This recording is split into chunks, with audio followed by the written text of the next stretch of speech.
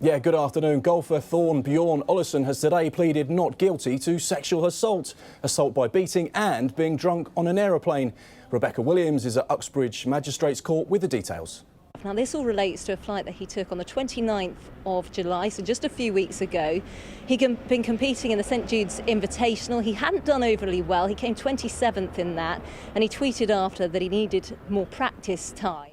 To cricket, and England batsman Jason Roy has passed concussion checks ahead of tomorrow's third Ashes test after being struck by a delivery in the nets yesterday. His Surrey teammate Ollie Pope has been called up to the squad as cover in case Roy suffers delayed concussion. Jason's been monitored quite closely, as you'd expect. He's undergone a couple of concussion tests so far and scored really well. So as it stands, fully expect him to be fit and ready to play tomorrow. Australia's Steve Smith was at Headingley today, but he won't play. He's been ruled out after being concussed in the second test. Football and Twitter representatives are set to meet Manchester United officials in the next few weeks. It's to discuss the racist abuse aimed at Paul Pogba after the midfielder missed a penalty during Monday night's game with Wolves. The move also follows England women's head coach Phil Neville's calls for clubs and players to boycott social media for 6 months.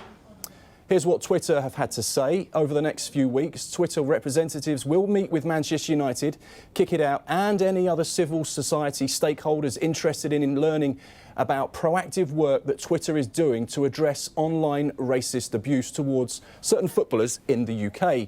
To this end, we look forward to working more closely with our partners to develop shared solutions together. League One side Bury are just 2 days away from being thrown out of the Football League. Former club director Joy Hart has today chained herself to the stadium in protest at the current owner, Steve Dale. He says he's turned down an offer to buy the club yesterday because they didn't want to honour a company voluntary agreement.